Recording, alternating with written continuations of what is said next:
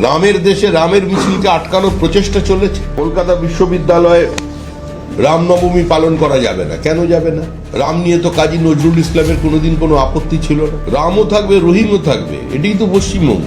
এবার নতুন গল্প এখানে শুরু করেছেন, এখানে রাম চলবে না বাবর চলবে। আজকে দিকে দিকে তৃণমূল কংগ্রেসের কর্মীরা বিভিন্ন জায়গায় বাধা সৃষ্টি করছেন। রামের দেশে রামের মিছিলকে আটকানোর প্রচেষ্টা চলেছে।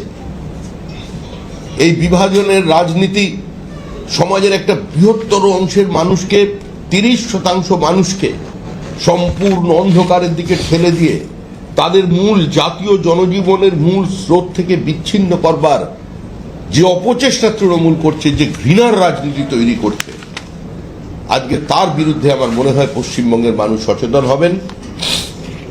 বহু জায়গায় শোনা যাচ্ছে কলকাতা বিশ্ববিদ্যালয়ে রামনবমী পালন করা যাবে না। কেন যাবে না? রাম নিয়ে তো কাজী নজরুল ইসলামের কোনোদিন কোনো আপত্তি ছিল না। এ তো রামের দেশ। বাঙালি যে দুর্গাপুজো করে সেটাও তো রামের অকাল বোধন। ধরো রাম এখানে বাধাপ্রাপ্ত হবে কেন?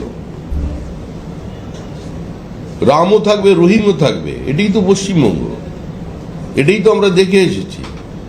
তোমরা আমার বটের ঝুড়িতে সুতো বাঁধো, আমি তোমাদের পীরের দরগায় চিরাগ জ্বালি। এটা তো ছোটবেলা থেকে পড়লাম। এবার নতুন গল্প এখানে শুরু করেছেন, এখানে রাম চলবে না বাবর চলবে। আজকে এদের ঘৃণার রাজনীতির কারণে আসাদুদ্দৌলা ওয়েসির মতো লোক কি নাম যেন ঢুকে পড়েছে।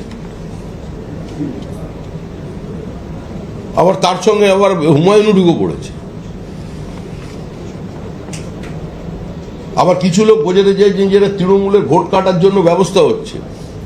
আরে আমরা কাটাকুটির গোটাকুটির কোনো ব্যাপারে নেই।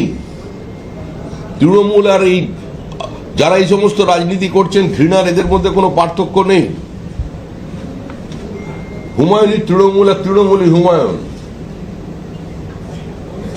হুমায়ুন তো অ্যাকচুয়ালি বলছেই যে উনি যা কিছু করেছেন মুখ্যমন্ত্রীর নির্দেশে করেছেন, আর তৃণমূলও বলছে যে হাম মানে তুম মানে এক দুজে কে লিয়ে।